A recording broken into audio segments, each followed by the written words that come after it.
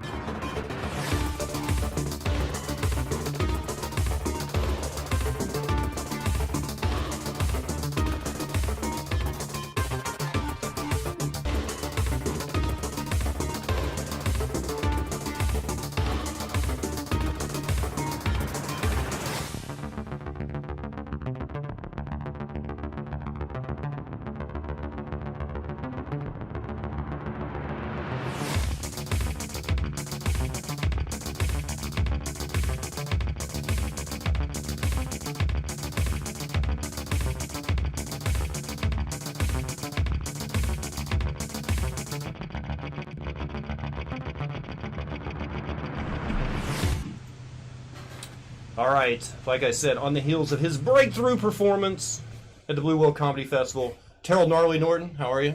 Good, man. How you doing? It's good seeing you. I heard you say something about the military. So were you the funny guy? Were you the one, oh, you should be a comedian, Norton? And then you got into comedy? Yeah, it was more like, when I say that, it's because you're about to start running or doing push-ups. So I like the reaction better of applause and laughter than punishment, Big fan. Push-ups for jokes? Push-up for jokes, yeah. That's one charity I'd never donate to. I don't think I would. It's a half-truth. It's half and half. So tell us about the Blue Whale. It was awesome. It was just like a lot of fun. It just felt like you're kind of hanging out with a bunch of your friends. Packed room, hitting all your jokes, laughing right on the punchlines. And then afterwards, it was awesome how supportive they were. You'd hurt your foot out there somehow, right? I had hurt my foot, yeah. So they were pity laughs. Yeah. They're like, oh, that poor kid on crutches. I'm already kidding. What is this? You are not on camera. Yeah. Okay, hit the FK. I'm not getting anything.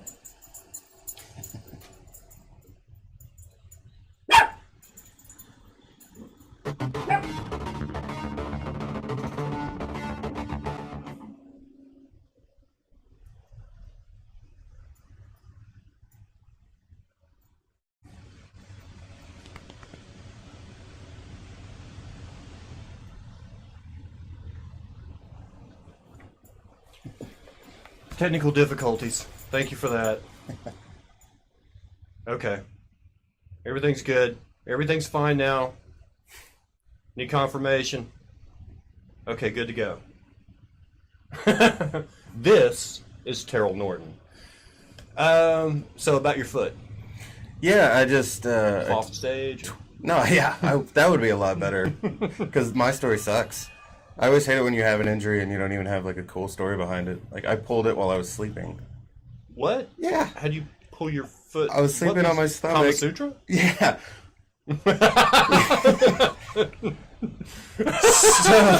I guess I put my toes kind of curled up or something like that. And then I kept doing this all night. I don't know.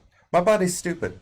And that was right before you have to do the roast battle. The best performance of your life. Yeah, I really had to pull out all the stops of, I promise I'm all here. It's just the foot. I'm not Did you crutch up there? I did. On crutches. It was TJ's first joke, too. He was just like, what kind of Tiny Tim bullshit is this? Sorry. I didn't want to give you guys any material to work with, but I'm going to come on stage on crutches. Yeah, I mean, I even thought, days before, what are you going to wear? Because you can't wear something stupid. And then night before, I hurt my foot, and I'm on crutches, and I was like, well, this is kind of a huge target. Are you conscious of that before you do a roast battle? Are you conscious? I don't want to give the guy any material in my physical appearance. I did a roast battle once where I had just gotten off work, and I was dressed basically like a homeless person. And that was just quick fire of like truck stop jokes, meth jokes. Like I was like, oh, son of a bitch. So now I think about it, but it's not like something that I stress about. It's more like, which T-shirt am I gonna wear? Do you think of roast battle? Do you think a roast comic is an extension of stand up, or do you think it's its own genre? Do you believe? Because we've talked about this with other guests. Do you think that there are guys that don't show up to open mics or don't do showcases that are at every roast battle? Oh yeah. I mean, is that their own kind of category? Well, I think comedy isn't that different from music when you can kind of do subgenres as well. So there's always going to be that one guy who's only into Norwegian black metal from this area. So he's going to have his subgenres. I think comedy's the same. It's like, yeah, you can like stand up, but then I do think roast can be kind of an offset of that as well. Now, you don't like Gnarly. No. But you've put that name on your Facebook. Yep.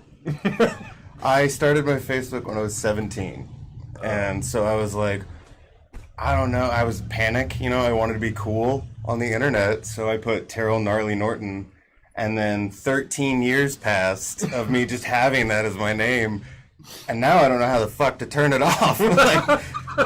like after a while, I was like, maybe I should go ahead and delete that, in case like my boss or anybody tries to find me. And they're like, so when you were 17, what made you gnarly? What didn't make me gnarly when I was 17? When you're 17, you're the coolest fucker in the world, and you know stuff that no one else does, right? Oh, yeah. When I was 18 and knew everything, it was terrible. Right? We were all going to be rock stars. Like, at 17, there's no fucking way we're not going to be famous. We're hilarious. Right? What got you into comedy? Like, is there someone that really stood out? Were you a fan first, or? Oh, huge fan. Huge fan of, back in the day, George Carlin was kind of the one that I was like, this guy not only is making me laugh, but at the same time, I can't stop fucking listening to him. Like, actually listening to what he's saying. Right. And it was kind of, life-changing, as cliche as that is, because it was like, when I heard it, it was, yeah. He's the only one that hasn't really been given a ton of crap. Yeah. For not only just what he said, how he said it, but right. I mean, if you say that 9/11 was an inside job, you're a truther and a conspiracy theorist. Right. Carlin used it in his stand-up, and nobody called that guy out on nothing. I think it was because there was just too much goddamn respect for the guy. Right. I think that's the. He's been doing comedy through Watergate, right. Vietnam, and every other.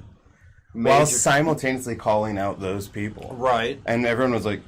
So he was kind of that middle ground guy, like Bill Barr. I mean, if you're a liberal, they love Bill Barr. If you're a right wing guy, you love Bill Barr, and nobody seems to ever give him crap on anything he does. Well, he still gets it, I'm sure. I mean, like, everybody's gonna get shit at some point or another, like on Twitter or whatever your social media is. But I mean, either way, It's like he puts on the smile and ding. It's right. like, I think it's because he just doesn't give a shit.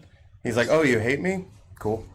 I'm still going to keep doing this, and people are still going to come to my shows. So, what was the modern military like? Exactly like the old military. They're angry. Except you weren't wearing olive. Except I wasn't wearing olive. No OD green. No, just that digital camo. And I actually got chaptered out of the Army. Oh, I didn't just get like. What was your MOS? I was a tanker. Really? Mm-hmm. Just loader. Well, you learn all the jobs at first, and then when you first start out, normally you'll start as a driver or a loader. So you're armored division. Mm-hmm. Nice. It was all right. Stationed here? No, God, no. I was stationed in Fort Bliss, El Paso, Texas. Well, that's why in the U.S. Oh, yeah. I thought you meant Fort Oklahoma. Bliss, Texas. I thought that was a missile defense. Right.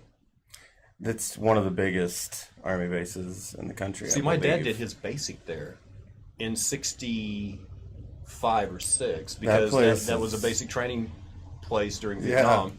That place is gnarly. Fact, I will say that. Like that place, that is where gnarly is. Like I've got his book around here somewhere. His I guess it's like a yearbook because every 8 weeks they're turning out a new class. You know? Right. Go to Vietnam, son. Except he didn't have to go. He didn't have to. No. He got a stateside duty. He was the hated army, the person in the army hated the most. Right. He was military police and CID. assistant to Yeah. the provost marshal. See, I've rarely seen a hatred like some soldiers towards MPs. I'm like, wow, that's deep. Guys in the military, they're like that. They'll be like, oh, you're a veteran too? Oh, we can bond. Oh, you're military police? Fuck out of here. Yeah, pretty much. They're done. No, and there was a time, like when I was first joining, I thought about doing MP, and a friend of mine, he was in the Air Force. You want to be liked, right? Yeah, he was like, don't fucking do it. Don't you fucking do it. I was like, why? Because I want to like you. Mr. Norton, what % of your roasting is on the spot and what is premeditated? Thank you so much. They're very kind with their Thank you questions. so much. That's every question. That has to be an English person. Like, they were very polite. No. Oh, well, fuck. Shows you what the fuck I know. Most of the ones that I've done have been in the moment just because... You just see something, you're like, I'm going to key on that. Yeah, and it worked out a lot. In the first one I ever did, I won, and so I was pretty stoked about that. And then we just did the one for Comedy Central's podcast, which was pretty cool. And I did that on crutches.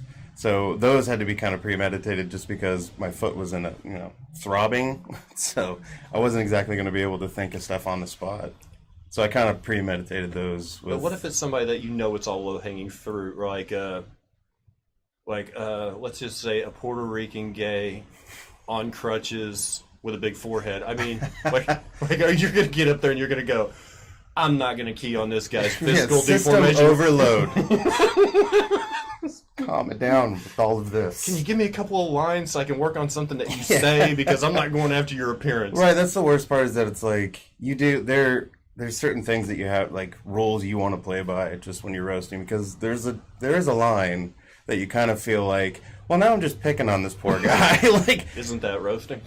Well, no, but you also have to kind of... Clever it up. Yeah. Church it up, if you will. And then just beat the shit out of them with it. Church it up and fuck them up. Like, that's... Oh, thank you for your service. Did you do comedy in the service? No, I did not. They don't have a lot of open mics in Fort Bliss. Yeah, there's not a lot of, NCOs or anything being like, Private, you deserve a reward. Why don't you get on up there and tell a couple jokes? And it was, I never deployed, and I got, like I said, I got chaptered out, all that, so it was just... What is chaptered out? That's when you basically get kicked out. But there's different varying degrees of getting kicked out. So I got kicked out, and it was like, no hard feelings. They'd let you back. I don't know about that one. It wasn't a bad breakup. No, it wasn't a bad breakup. It was the Army amicable in that she let me think it was her idea, or my idea, or whichever one made you feel better. It's not you, it's me with the Army. And I believed it. All right. What do you like to nerd out on? Ooh, good one. Star Wars is number one always. Always? Always. I have a Boba Fett tattoo on my body for the rest of my life. I love Star Wars. And then... is it one that only the ladies can see, or is it... I gotta know it's on my forearm. Oh, good. Yeah. Good. I wasn't about to drop trow or anything. It was good. But yeah, Star Wars is the number one thing that if you wanted to get me into a full-blown conversation, start with that. Start with Star Wars, just walk up and be, say something about, like, Boba Fett deserved better. And I'd be like, he did. He really fucking did. Like, and then we're best friends for the next 20 minutes while we talk Star Wars. Any other? Are you a movie guy? I'm a huge movie guy. I love... Do you like waiting in line for movies, or are you like, I'll wait till it comes out on TV? I like getting really high and then going to the movie theater. By myself. I don't like going with friends, because they always want to fucking talk to you. Right. And I'm like, no. This is not about you. Okay, I'm here for this. Like, a big-ass soda, stoned off my ass, 3D if I can help it. I went to Phantom Menace when the prequels came out. But here's the thing. I was about to ask if you were one of those guys that asked for a refund outside the theater. No. This is a good story. There were people waiting in line for days. One of them is over there. Oh, no. Okay, here's the bad news. They were at the front of the line. They were going to get their tickets. They were going to get in first. All of that, right? Yeah. I got a phone call saying, would you like to see the movie? Can you bring me some money for your ticket? So I pull up in front of the theater with this line of rabid Star Wars fans, walk up to the guy in the front of the line, hand him some money, get in my car, and leave. Oh, Jesus. It happened. He gives a thumbs up. and then the night of the opening, everybody's like in costume, sort of. Right. Like there was one guy there, I don't remember his name, but he wanted to dress like a Jedi, but his robe was sparkly. He was like Soul Train Jedi, sort of. Yes. Monsignor Huggy Bear. Monsignor Huggy Bear. I don't remember that guy's name. That's a name of a person? No, that's what we called him because he was wearing Oh, this. He was wearing dude, I was like, how are you not best friends with this person? Well, you know how Jedis are supposed to be like very understated, you know, they wear a lot of earth tones, that kind of thing. Right, they're like the universe's devout Catholics. Yeah, this guy had this guy had like a silver sequined Jedi robe. He was the Ric Flair of Jedi. Pretty much. So we get into the theater, and I'm like, what can I say? Because the movie hasn't started yet. You could tell there's a definite uneasiness of people who've been waiting out in the cold and rain for a few days to get their tickets. But they can't jump you because they're dressed up Star Wars So fans. the only thing I could think of was Star Trek sucks, and that really pisses them off because, of course, you didn't get their obsession right. Right. It's like, this isn't Star Trek. And then the lights dim, and then it's uncomfortableness because you know they're going to follow you out. I love I'm that the only feeling. one not in costume other than Chris. I just love the feeling of an entire room that's uncomfortable. Like, if you look around in, like, an awkward room and everyone's just kind of doing this, I'm the guy in the corner going, this is the best thing. I haven't seen that many fake lightsaber fights since I was a kid. Like, every lightsaber fight you have as a kid, you got, like, a flashlight. And you're like, jing, jing, and you're making all the noises. That was going on in the lobby of the theater and people in really bad costume. Wow. I think that's Oklahoma Star Wars, because if you were on the coast, if you were at Comic-Con or something in San Diego, it would just be like the perfect, accurate Stormtrooper outfit that they wore in the movie. Yeah, I love hearing how much people spend on cosplay, because I'm just like, you have so much more balls than I do. And like, disposable income. Yeah. What do you do for a living again? You're right. I just keep remembering I took the wrong paths in life. Okay. I've eaten 4 different types of ramen in the last 2 weeks, just to give you a... Four different kinds of... yeah, there's like 8 now. It's awesome. Okay. I didn't want to go there because I tried... We had Sean Singleton on, who was a foodie. Oh, yeah. Well, I'm a chef, so I'm just... And he's very, adventurous. He's talking about sushi and we actually... I talked to him today about it. Patron, that he's been working on the marinade for 2 days and all this. And I brought up, like, some single-man food, like hot dog fried rice. And hot dog fried rice. Oh, that just spells out. Do you live by yourself? Oh, yeah. Okay. So, creamy chicken or regular chicken ramen? I'm all about the regular chicken. I love the creamy chicken. Well, but I kind of church it up and fuck me up. I kind of put, I put eggs in it, or I'll chop up some green onion. Like, I church up even my ramen, man. Like, I do. I can't open a can of soup without adding stuff to it. It's like, I want chicken noodle soup, but I want it with more chicken. I want whole mushrooms in it. Like, I'm going to have to buy a couple of ingredients for this can of Campbell's. Well, I think that's how it was originally intended. I don't think they originally meant just open the can, heat it up, and hate your family. Well, I think they originally hate your family. I think they originally intended to actually have you cook down a chicken. Right, well, you do realize you have to have other shit for this, right? Like, don't just buy this. Are you eating this just by itself? What's wrong with you? I always thought it was, mixed for food. Like, oh, you want to make it better? Add this can of Campbell's beef consomme and a packet of Lipton's beef onion soup mix and make your hamburgers better. It kind of, it's kind of cafeteria lady if you just give them the can, because you just kind of... Do you like crap food? I mean, you cook, but... Are you like, well, go get them. Are you like it's his house. It's his house. We just rent it from him, and he's getting older, so in a few years he'll be in that big Korean buffet in the sky. Korean barbecue. I know. I think even if it was a dog, it's still delicious. Crap food. Mac and cheese out of the box. Salisbury steak frozen from the frozen section in Sam's. Want anything that was big in the cafeteria in the 1970s. I gotta have some of that. Well, Shrimp cocktail? Nah, I want something bad. I like that you think shrimp cocktail is the pinnacle of oof, I've made it. Well, no, it's like, I think... It's a very 70s thing. Mushroom cocktail. It doesn't matter how hard I try or cook or anything. I'm never going to, in my mind, beat those shit square rectangle pizzas from lunchtime on Friday in elementary school. That was the greatest meal when I was a kid, and I can't even do it now. Even if I were to eat the same thing, it's not going to get as much excitement as it did when I was a kid. Have you went back and tried stuff that you liked as a kid? Because I remember in I'm kindergarten... not going back to an elementary school, no. Where are you hanging out, sir? Not within 250 feet of an elementary school. This is oddly specific. I think there's paperwork behind this. Well, I'm just saying, when you have a last name like Weinstein, it really hurts you. Ooh. Topical. Sort of. Like So, yeah. 5 months ago, topical. Wow, we moved that quickly now? 5 months is like, dude, old fucking news. Like, Right. where have you been? I'm like right before nap time in kindergarten. Like they would give us this little bitty thing. You would get a little carton A of cap milk. full of whiskey? Is that? No, Did you go to that elementary school too? It was Catholic. They were just softening. So it was wine. They Gotcha. They were just softening us up. There was a lot of wine and shushing. Like, don't tell anyone. Don't you do it. You want to go to heaven, don't you? Catholic school sex talk is basically a muddled warning about the janitor, basically. No. We had these little cups of ice milk with a little wooden spoon that was stuck to the top. Ice milk? Yeah, it wasn't ice cream. But it was always vanilla. You didn't have a choice. It wasn't like you want vanilla chocolate or strawberry. It was like just vanilla ice cream and a little carton of milk. And now...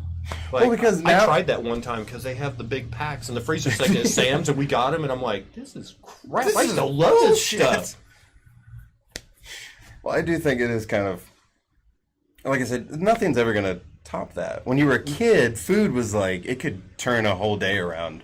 Now it's like, you'll cry while eating. They don't give You're not going to... You're an adult. Like, you can eat a burger like James Franco and Pineapple Express, just bawling your eyes out. Who gives a shit? Like, I'm an adult. I'll cry what I want. Yeah. I usually cry, drink scotch, and masturbate. And then eat a big plate of guilt bacon afterwards. Is anything better tasting than guilt bacon, though? Like, it's... I deserve this. There's actually a word in there's words in German that don't translate directly to English. I do know that. Like, what is it? Schadenfreude, which is translated, it means the pleasure you get from someone else's pain. But we don't have a word for that. Of course that's a word in German. But the Germans have it. They also have a word for the guilty pleasure you feel from eating while you are emotionally stressed. So, and it literally translates as guilt bacon. It does. But if you look at the definition of it, it does mean it's overeating due to stress. But the literal translation is guilt bacon. And I thought, you know what, let's go into the stage. And not only that, I would definitely go see a punk band called Guilt Bacon. Guilt Bacon. Please welcome Guilt Bacon! Just a bunch of guys up there crying. Tatted up. All eating. just pudgy enough that it's like, of course you eat Guilt Bacon. Okay, so Star Wars, classic or newer episodes? Classic? What kind of question is that? Well, I mean, we were talking earlier. If you're into Star Wars, you're into all of Star Wars until there's a point where you're like, I'm not into this anymore. Well, even just the prequels, I kind of shudder when I think about them. Like, even still. I told a friend of mine I'm not going to go see Episode 3. I was so disappointed with Attack of the Clones and Phantom Menace. I was not going to go see the last. And that was like that was like the best one of the trilogy, in my opinion. I know I'm probably going to get shunned by certain people. He sent me Time Magazine with it on the cover. He's like, "You're going to go see this movie." I'm like, "I am not. I'm not going to do it." And then my wife comes on. She goes, "Movie night. Hey, let's. We haven't had a date in a while. Let's go see a movie." I'm like, "All right." I'm like, "You pick." She's all right. I've already got the tickets. I'm like, "Really?" That's awesome. And it was that movie. And I have a card to get out of a movie for free. Seriously. This is no lie. I bought full price tickets and concessions to take my wife to see Legally Blonde 2. Not the first one, the sequel, okay? And I got a card now that says I can get out of any movie I want, and I almost thought about using it that night. That's better than a refund at a movie. Like, yeah, that's pretty like, much. Honey, we have to go see this. Nope. Any movie that has in the title One Woman's Journey, I'm like, where's my card? I'm out of here. I really feel like, though, you kind of missed out because she just gave you a card. Should have been a punch card. Ooh. Yeah, see? Just saying. Did you collect Star Wars action figures? Did you play Star Wars? When I played Star Wars in the way poor kids play Star Wars. Like, we didn't have a whole lot of money, so like I put a bucket on my head and I was Darth Vader. You like Action Man, and you. No, it's like you just looked at a stick and you're like, "That's a fucking lightsaber." There we go. Like, and you got a bucket on your head. When you're 5, you don't give a shit. But I actually now have Star Wars figures or whatever you want to call them, but they're the ones that it's like pre-posed. Yeah, don't touch those In a glass box. No, I'm still a poor kid, so no glass. Well, you know what I'm talking about. At like Barnes and Noble, they have like because there's a Vegeta up there. I want really bad. Okay, I'm a Dragon Ball guy. See, I forgot I'm on I was about to admit I've never once watched Dragon Ball Z or anything like that, and I've said that to some people, like other nerds and things like that, and I thought I was gonna get hit, but then again, that's a perk of talking to nerds is you rarely get hit. You're emo. We both know who you're more likely to hurt. Right. He's like, "You want to throw down?" And then he just pulls out his Magic the Gathering cards. Like, that's the best fight that you're going to get in. Or they pull out a knife and start cutting themselves, and that's even better. Emo kid with a knife. Better. I don't think it's ever been described as even better. Starts cutting himself. Even better. 8 kinds of ramen? Yes, he did say 8 kinds of ramen, but I think he was being modest. I think so. There's beef, shrimp, oriental, chicken, creamy chicken. Well, because those are what I like to call super center flavors, because if you just go to a Walmart neighborhood market, they're going to have like 4 of them. Oh, really? Oh, yeah. A little living broke 101 right there. If you want to find the hard to find stuff, you go to the super centers or anything like that. You're talking to the right guy, because I eat truck stop sushi. Oh yeah, you're gonna die quick, ain't you? I'm trying everything I can. This is a virus we have never seen before. You're gonna start the fucking zombie apocalypse, aren't you? Truck stop sushi. It's bad. I was real bad. You don't say. No. I thought because I thought, why not? I'm over here at Reese's. They've got a sushi chef, sort of, and he. Well, no. Here's the thing, because he doesn't cook all day. Chef, like. Well, yeah, but he makes sushi. His name's like Floyd. Till like 1 p.m. in the afternoon, and then anything you buy after that is not fresh. But I've eaten it anyway. But the Love's truck stop. You're just gonna have a credit like alien. I don't remember if it was Love's or where it was. It was Springfield, Illinois. We were between St. Louis and Chicago. Yeah. And yeah, we stopped in there, and they actually had sushi under the lights where the hot dog rollers are. And I was like, I'm kind of hungry for raw fish. That is not raw fish. There's theory that the government releases, diseases. It's like, no, they just invented truck stop food. And they're just going to let it sort itself out. Like, it'll be fine. What is the most awkward room you have ever played? It wasn't a room. It was out back of a bar. There was a bicycle race going on, Tulsa Tough. And it was at the first shop. That back patio area. Yeah. So there was a concert going on, and I was the only comic on the bill. Well, Tulsa Tough is happening right outside the bar, and it had just ended. So I'm 2 minutes into my set, and then fireworks start going off. On the other side. Like, not behind me, so they're still looking this direction. It's behind them. So I'm doing comedy to a bunch of people going. Were you the... I've done music shows. We were the acts while bands were tearing down. So you're trying to do your set. There's a guy dropping cymbals and setting up his snare drum behind you. I'm getting heckled by explosions, basically. And then the worst part is there's also basically the roadie for the bands is 4 feet to the left of me on the same part of the stage, like still in the light and everything. Not only is he gathering wiring and stuff like that, he's also heckling me while he does it. He's not even looking at me. Like, he's wrapping wire around his arm and he's just going, bullshit! Like, thanks, buddy. Oh, man. I got off stage and someone goes, you look like you need a shot. 4, please. What's your drink of choice? Jameson, if it's been one of those days, but these days I've been kind of sticking to Rumple. Really? Well, it gets the job done. It's 100 proof, and that's how we would start our show. Yeah, like the lead singer would take a double shot of Rumple because, of course, he was high, right. Which closes down your windpipe a little bit, and the Rumple would open it up just enough where he didn't sound like he had been gargling with gravel. Well, and I mean, if I'm awake I'm probably high. So I enjoy Rumple for that factor as well, just because it's nice and cooling. And not only that, I can buy like 4 of them, and I'm kind of good enough to Jameson, go you a car home. bomb guy? Yeah. You like I dropping am. liquor in beer? Oh, yeah. Do you? I really do. Flaming Dr. Pepper? Yeah, I got really wasted off of those one night, and they've been retired from my playbook now. I won't do car bombs after 6 in a row. Right. That was my limit. I feel like my rule now with drinking has gotten to the point it's like, okay, if I've been in handcuffs for the wrong reasons after this alcohol, it gets retired. Oh, okay. So I'm running out. There's nothing left. Yeah, I've got like 4 alcohols I can have now, like 4 liquors. I had the 6 car bomb night, and they're like, "Are you driving home?" I'm like, "Well, I'm too drunk to walk." And they're like, "No." I don't want to hurt myself. Right. But it was pre-Uber. So about the only thing you could do is have one of your buddies drive you home who's been drinking with you all day. Right.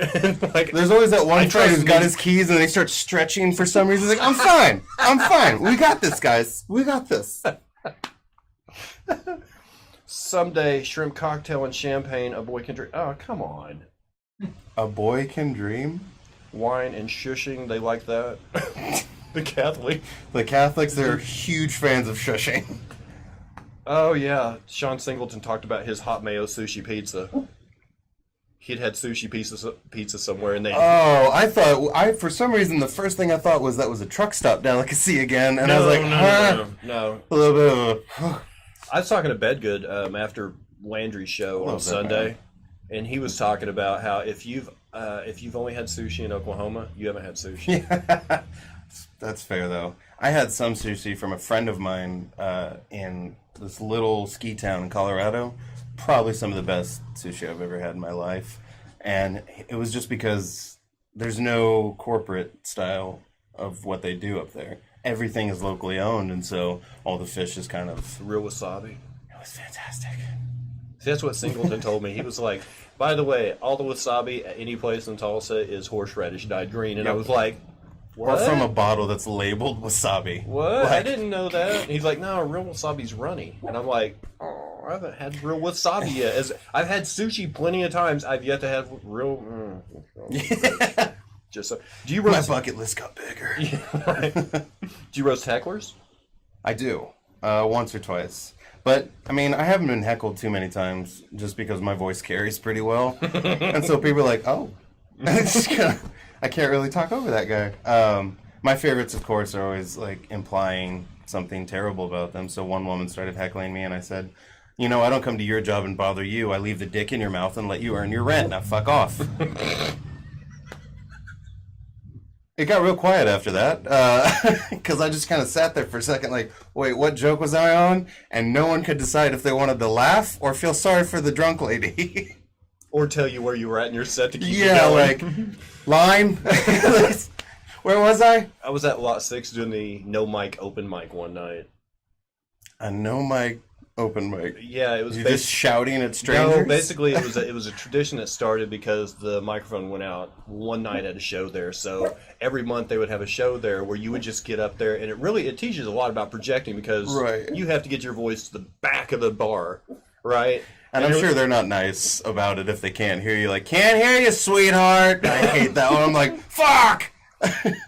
There was a table full of ladies at the front who were man haters. Oh, so at one point in my set, this one lady goes, "Poor white man," and I'm just like, "Oh, okay."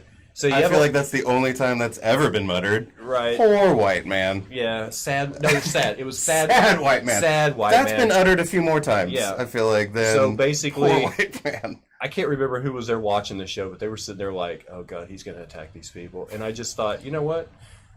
I'm going to make her my audience. So I stared at her for the last 3 minutes while I did one more extra long masturbation joke, and then got off right stage. Here, lady. Yep, right here. The whole time.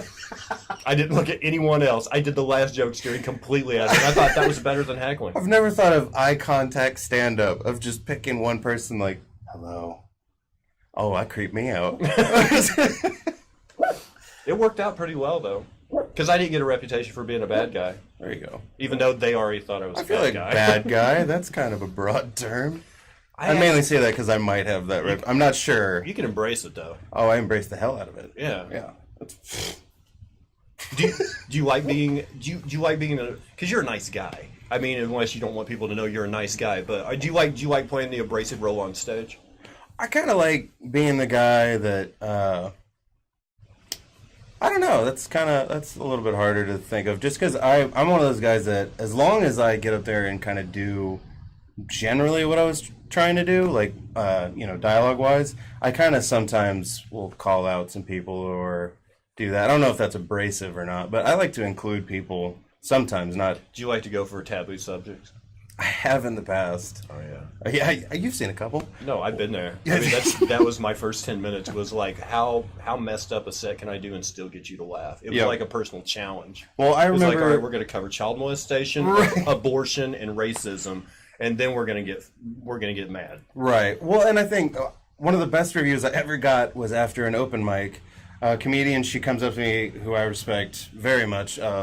She comes up to me, she just goes, "Just so you know, during that story, I dry heaved just a little bit." And I swear to God, my reaction was,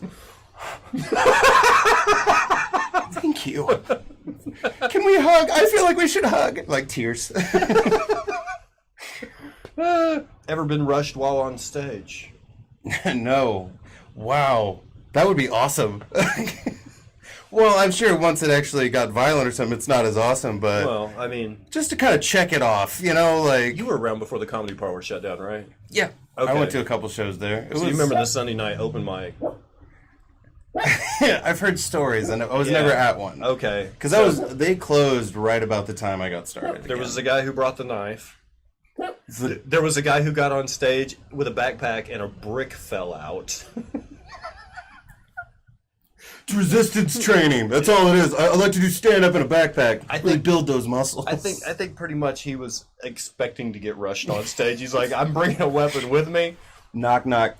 Well, Sunday nights were awesome anyway because you would get the occasional guy off the street who in the summertime just wanted to get out of the heat and there was air conditioning in there. You signing up? Yeah, whatever. sign up for whatever. Last time I signed up for something that gave me socks. I'm batting 1,000 on it, so here we go. Is there a joke you absolutely will not use? If you can make it funny. Yeah, I'm like, if I can make it... Because I made a bet with someone that I can use an offensive word and no one would get offended. And he was like, all right, bet. Write the joke. So I did. I went on a date recently and I was talking to a girl and she said, I mentioned that I love Deadpool. I was like, those comics were my favorites in high school. She's like, oh my God, that is so cool. I was like, really? Because in high school it was a reason for a lot of guys to call me a faggot.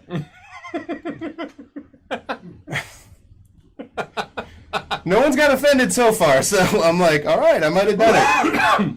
I like of all the Marvel movies, I'm a Deadpool guy. Because it's the only one that effectively makes fun of all the rest of the Marvel movies. Well, I think that's why I loved it so much, is that, like, we were talking about it earlier, it's like, I'm that nerd in line for the next Marvel movie, just like head in hand going, yep, I'm doing it. I'm watching the next fucking movie. I'm buying into the machine, but I just love watching them because I like... remembering those comics from high school and all that. I feel like I'm talking with my hands a lot. So, did you get into Dark Horse? The Star Wars comics or? Not really. It was almost like I made that nerd decision to keep my Star Wars in one compartment of my brain and my comics in another. It was like that weird. I don't know. It made sense to me in the categories of. Did you video nerdy. game? Say again. Did you video game? I do a bit. Console. I'm Xbox. Okay. Which I know I've got a few boo hisses, I'm sure, but no, it's half and half. Oh, cool. I'm a PC gamer, but I mean, there's a lot of people that aren't.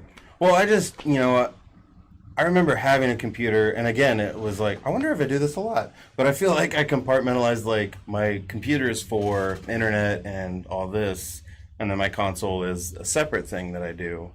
Right. And so it's just. That's why I did. Otherwise, yeah, I played a few PC games, but not enough. What do you like? On the console, I play Fortnite just as filler, between the other games. I started playing the Xbox 360 Injustice, Gods Among Us. Ooh. So I started playing that again, just because I randomly got this one story part in my head, because I remember playing it, and it was one of those, like, It felt like a tick. I had to play that fucking game. So I just finished that up, and it holds up to me. What is the worst movie that you have ever seen but loved? The worst movie I've ever seen, but I loved it. You're like, this is crap. I can't wait till it comes out on video. Absolute garbage. When can I own it? Yeah. Ooh, that's a tough one. I like a lot of like 90s B movies. So like, you know what? The Skulls with Joshua Jackson and Paul Walker. I swear to God, I love that fucking movie, and it's honestly terrible. But I fucking love it. I can't help it. It's just one of those things. Like I owned it on DVD for the longest time, and I lost it somehow. I haven't bought it again just because I don't want to put that on a conveyor belt at a store and have to look the cashier in the eye while buying the Skulls. No. You go to vintage stock in the dollar bin. Oh, I love vintage. Oh, that's a good call. I didn't even think about that. I suck.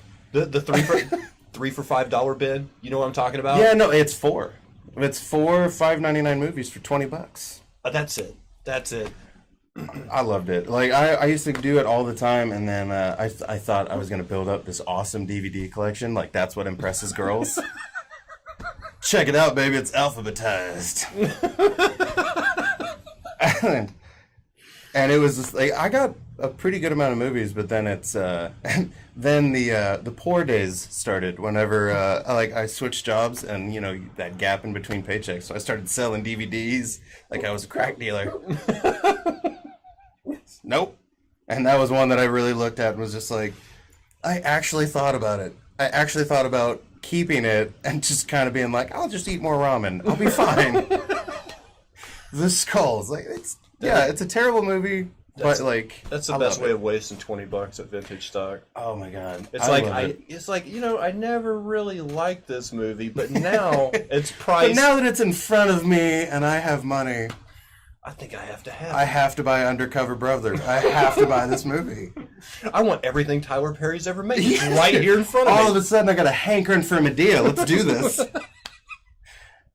I've planned movie marathons at vintage stock and then done it that way too. Like I've bought, like entire trilogies or something like that, and then went home, just got stoned for 5 hours watching 3 fucking movies. Like I love it. That place depresses me on. It does on many levels. Number one, movies that I thought were classics in that damn bin. Yep. It's like The Burbs for $4. No, this is Tom Hanks' masterpiece. I love The Burbs. I do. I love it. Good. And seeing it in a discount bin breaks your heart. Okay, I get that. Yeah, like it's underneath, like Too Fast, Too Furious, and like Chicken Little is teetered on top of that. And it's just, you put these in the same category, you pieces of shit. But there's this level of, let's just say, how you put things on a pedestal. Like you always tell yourself, for the love of, you always tell yourself, what? Are you done? Come here. He's upset about the Burbs. Is he? Yeah. I'm upset about the Burbs all over. No. You tell yourself, if I just kept all those Star Wars toys when I was a kid, right, and I had left them in the box, I could have put my kids through college. You know, you tell yourself that, and then you go in vintage stock, and you're like, a Millennium Falcon's only $135. Right. It was like $50 brand new. I thought this thing would be worth thousands. Right. Like, well, come on. I have the first Punisher comic in my apartment. The very first one that he did away from Superman, his own comic. I have the very first one, and I was like, I'm gonna save that. I'm gonna make a bunch of money off of it. Punisher number It's one. like $70 on eBay, so I'm like, not yet. Okay, still waiting. Or all the people that had baseball cards at one time, they're like, I've got an original Joe DiMaggio, and it's worth like 15 cents now, and they're like, right, what happened? because nobody does that anymore, right? And so it's just kind of like, that's where I think it goes from rare to fuck you, useless. Like, why are you still doing this? You're a grown man. I played Magic. Those still go because people use them. That's still not all of them. I played the online version, and there were cards I bought online. They're not real cards; they're digital prints that I paid like $25 for a card, for a single card, and then I turned around and sold it for $80. You know, weed's 20 a G, right? Yeah, I know. Then I sold it. Do you see the problem I'm having with this? Yeah, but I sold those cards. I probably spent $1,200 to $1,800 on Magic cards online. and That's a lot of weed. and got out of it for $6,500 and went and bought a 1970 Corvette. Now here's the thing. Okay. 3 months yeah. later, the market fell. Those same cards, I could buy back all of my cards that I used to have and not even spend $1,000 right now. Wow. See, Like I got out at the weed right never lets you down. Yeah, It's still there. It still gets you high. I don't. Are you a weed snob? I'm not a weed snob. No. If you have like Reggie Ditch weed, but it's all we got, I'll give it a shot. I don't care. If like $20, I'm just gonna burn it anyway. Yeah. I mean, I do like to enjoy it though. Like I did live in Colorado for a little while, and so dispensaries. God love them. I love a good dispensary. Like, and it was Edibles? great. I love animals. When I actually went to go see episode 8, there's a thing called episode 8. Right. We're like, where are we? Well, there's this thing called Keef Cola. It is a soda that had like 100 milligrams of THC in it. I've had Bubba Kush root beer. Well, here's the problem with Keef Cola is that when I ate my cupcake edibles, I got dry mouth. So I drank the cola without thinking about it. So now I've got... Now you have to go rent the movie because you don't remember it. credits are rolling. I'm going, wait, what? What happened? That was awesome. The gummies are nice. I love the gummies. But yeah, the Bubba Kush root beer was amazing. I love that it's Bubba Kush root beer just because when you think cola or root beer, who's drinking it? Bubba. Right. God damn, that cola good. Oh, it was real good. I love that shit. That was the only problem that I had though. Like I went and tried it later just by itself instead of being too high that I saw the curvature of the earth. It was not bad. Do you like cooking? Do you make butter? Yeah. Is that a Oh yeah. okay? I don't make it right now just because whatever I buy, I smoke. I'm not trying to. So you don't have like a crock pot just for butter? Not anymore. Oh, okay. Back in the day, yes. I like at one of my apartments. It was constant. We would have. I had a friend that was like toast in the morning. It's amazing. I put it in Easy Mac. It was incredible. Like while cooking it, you put like your little bit of milk or whatever in Easy Mac. Bam, pop in however much fucking butter you normally do. Just put in weed butter. Watch Netflix. Eat. Wait half an hour before you eat that second bowl. What would you do in Amsterdam? Any dream weed? Dream weed. Well, you can go places like Right. on the Kaiserstraat. There's nothing but, and I don't know how the rules are now. It used to be anybody could go there, but I think it's just Dutch residents now can partake. But there used to be, I want a cookie made with this. They'd bring out like a tackle box that had like all of these, or a notebook that had like plastic pockets in it with all the different kinds in it. Like that's the White Widow from Afghanistan. See, that would be my dream. I wouldn't have like a dream strain or anything like that. My dream would just be that someone walks out and just like opens up this bevy of, well, sir, this one will get you fucked up, this one will screw up your brain, and this one will just make you sleepy. I'll take the sleepy. I don't really get into the, everybody's got names for it. It's like, oh, this is such and Kush, or cookies and cream. If it's or a Kush, 9 times out of 10 it's an indica. This is a diesel, or everything's got names, and I'm like, You have to can I kind of just know get some grass? Well, I mean, it's Can I get just... one that doesn't have a designer name, please? Well, welcome to 2018, bud. Glad to meet you. Well, a lot of times, though, it's like I use weed for, like, depression, anxiety, things like that. So I can't really do full-blown sativas a lot of times. Otherwise, you're going to have full-blown panic attacks sometimes. Really? Because your heart rate will go up. And you'll kind of start, or if it's like too much of a mental high or things like that. So you do get kind of careful. But yeah, now that I'm back in Tulsa, you can't exactly pick out what strain you can get. So I'm like, weed, cool, let's give it a shot. It's roulette every time. The best one I've ever had in my life. I don't remember its name. It had a name Fruity in it. Fruity Pebbles? Maybe, but it was a definite grapefruit note. It wasn't citrus, it wasn't orange, it wasn't lemon, it wasn't lime. Right, it was grapefruit specifically. Yes, yeah. and it was so tasty. I was like, okay, this I could see right losing my job. They're coming in the front door. Yeah, I made lemon bars once with super lemon haze. It really was good. They went through. Wife, 12-year-old. Gotcha. What's the weirdest munchie you have eaten? Peanut butter, honey, and Dijon mustard sandwich. I was with you till the mustard. That's the weirdest part, isn't But it? honey Dijon goes together. Peanut butter and honey go together. Sober, it's terrible. When I was high, though, I was like, oh, like it was the greatest. But I only craved it that one night, and then from then on, never again. It's the weirdest. Like I had to have it. When you end up in handcuffs, Yeah, you gotta mark it on the list. retiring. We're retiring Fireball right now. That's what's happening. Any thoughts on hookah bars? I love hookah bars just because of how relaxed they are. I'm a pretty chill guy. I don't like really a lot of high energy stuff these days. I'm more like, yeah, I'm not that guy. I'm not like, and I mean, I watch it in movies and I feel bad for not being that guy sometimes because I'm like, they look like they're having so much fun. But not my kind of fun. But not my fun is watching the show where the guys that do that are in it. Like that's. Do you go to places just to people watch?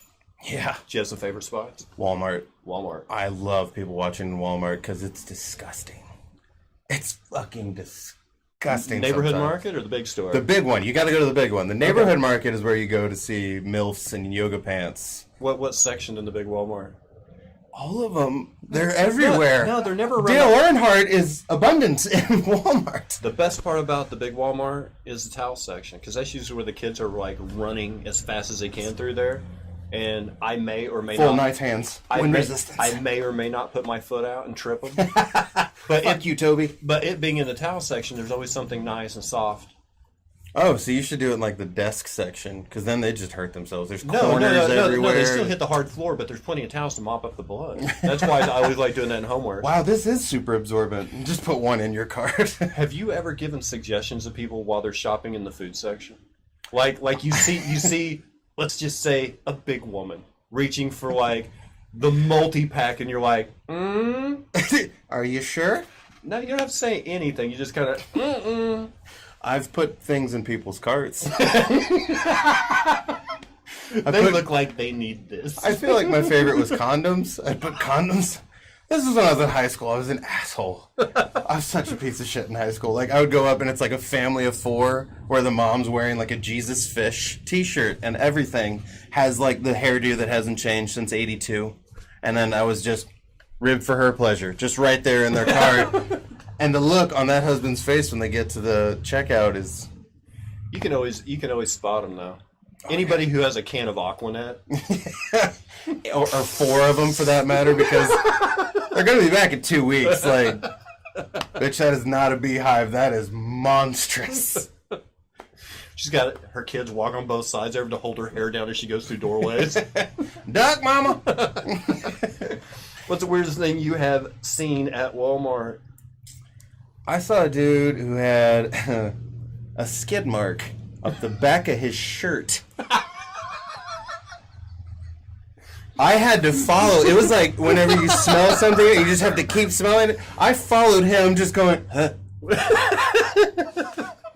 I'm fine. I'm fine. What long tail he tucked it in and I have the physics alone were mind-boggling. Like, I've watched episodes of Doctor Who with less questions of a paradox than this guy with a skid mark to his neck. It was like art. I was just following it, just not sure how it happened. I'm gonna go over lists with you. Okay. It was a tank top. A wife beater? Yeah.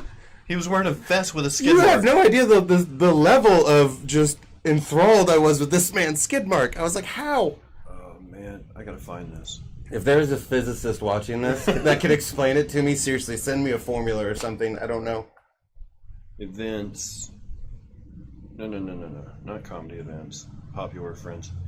How am I gonna find Not comedy events. So popular, friends? I wish you could just go to the events that you say you're attending. What is that? Oh, can you not? Okie.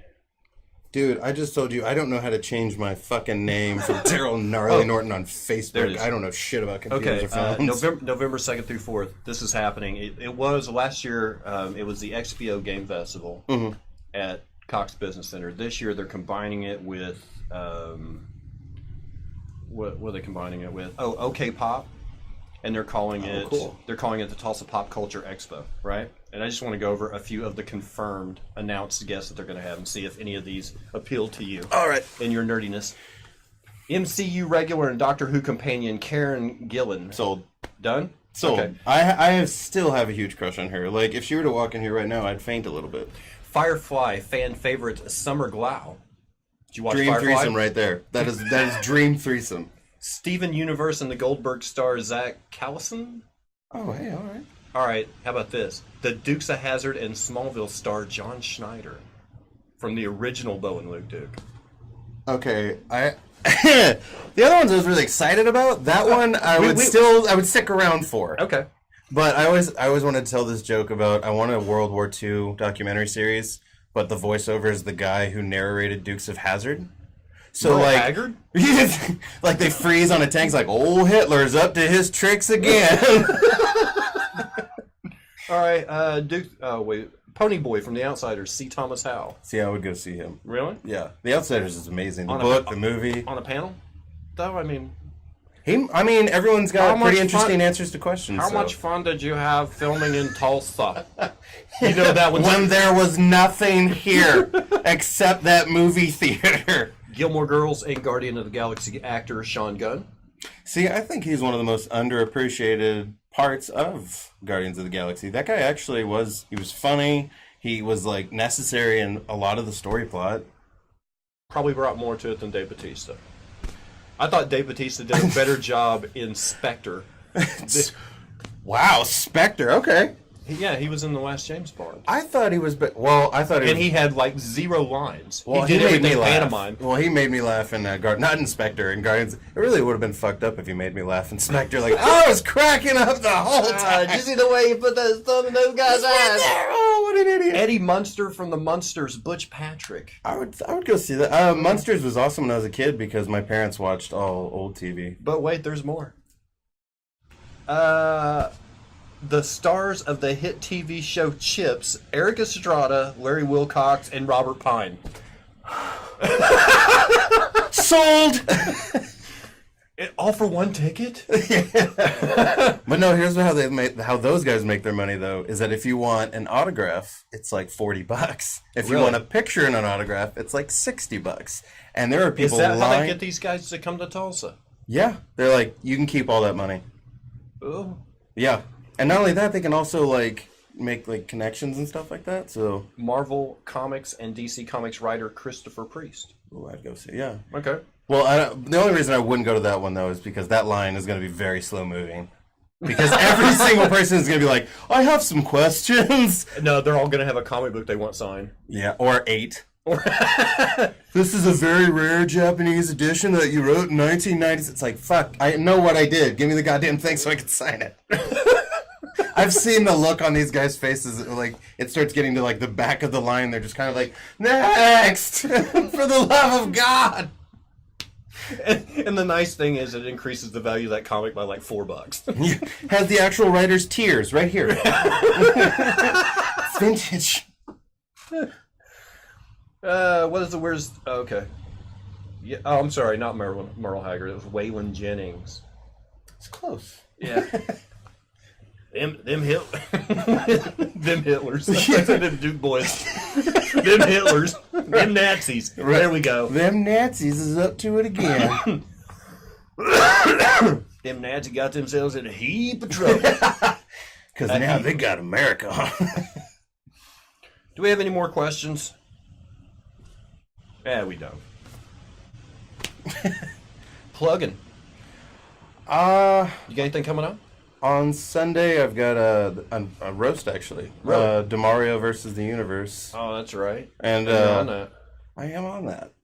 I forgot completely about it, and then he sent me a message, and I was like, "Shit, okay, yeah, no, still going." Yeah, I'm single and eating ramen. I can make time. I got you. Let me pencil you in. You guys got? I mean, anything else?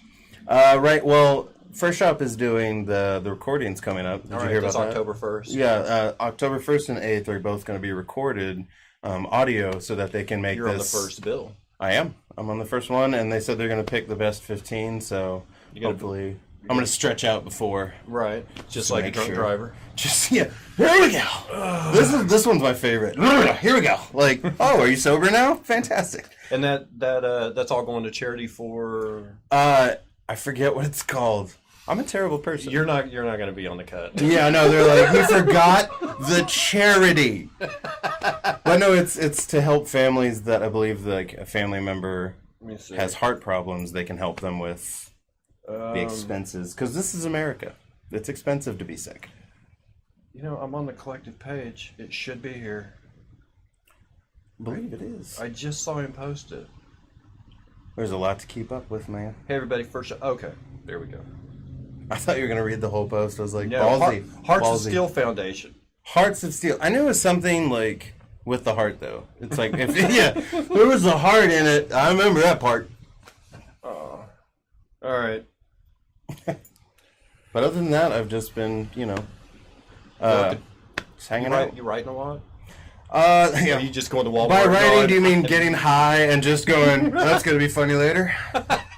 That's how I write. Like, I just kind of, if I think of something, it's a note in my phone, but sometimes I don't make good enough notes, and I don't remember what the joke was. Ryan Green did one set at the Blackbird one night. That was one of the funniest damn things. Were you there? When he read it, just read the jokes as he wrote them. Well, on it was his supposed phone. to be a Sunday night show. I think there were 3 people there, and I'm texting. And we had a meeting outside I'm where Ryan texting goes, Billy. "Do you guys even want to do this fucking show?" I'm texting Billy, and I'm like, "There's 3 people here." He's like, 3? Have a good show. And I'm like, "Wow, good turnout, good turnout." Yeah. So I was like, all right, I want a strong 3 from you. I want a strong 3 from you. I'm going to do 5. Let's do this. And he got up there and just read premises off his phone. No punchline. Nope. And he was like, "I'm not explaining it. I'm just going to read it. And this is how we're going to do it." And it killed. You ever thought about just going back and revisiting things that you didn't understand, the notes you made to Just yourself? read it and be like, "So what do you guys think of that? What do you think I meant by that?" This is crowd interpretation. Yeah, this is art, people.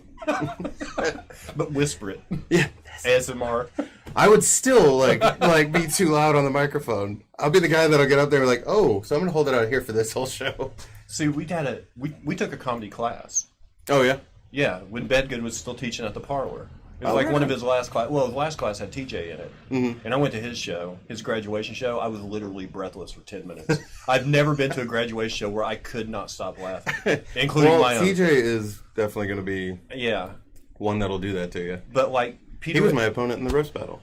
Did you win? TJ Clark? Fuck no, I didn't win. TJ. TJ's like he did a roast battle. It was Nick Osborne versus the world at the Shrine. Okay. Before you go there. Nick gets up there. He wins 2 out of the 4 envelopes in the first. And then we have a break. I think DeMario got up there, did a set, and then we had 3 more. It was like an intermission. Right. And I hosted the show. So Jesus. Nick won 2 of the first 4 battles. Mm-hmm. The end was Josie Peacock, TJ Clark, and Andrew Deacon. He's like, I think I can win. I'm at least going to get 2 envelopes. No.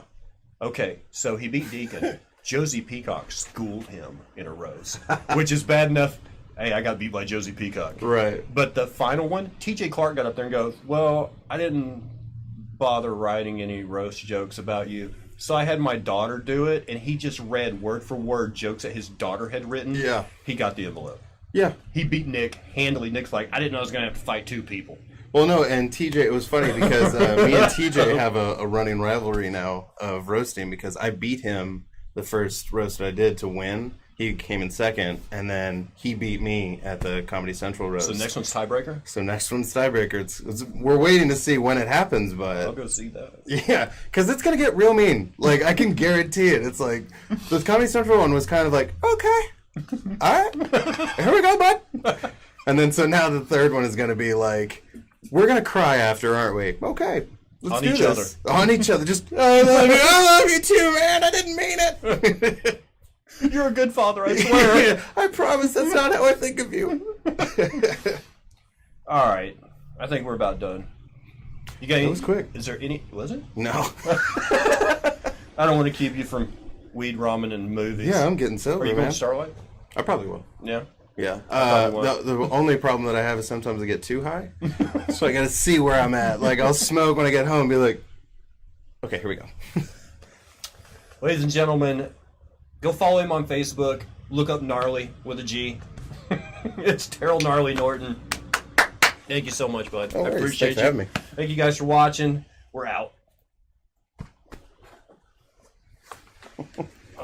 That was cool. Oh, thanks for doing it. Oh yeah.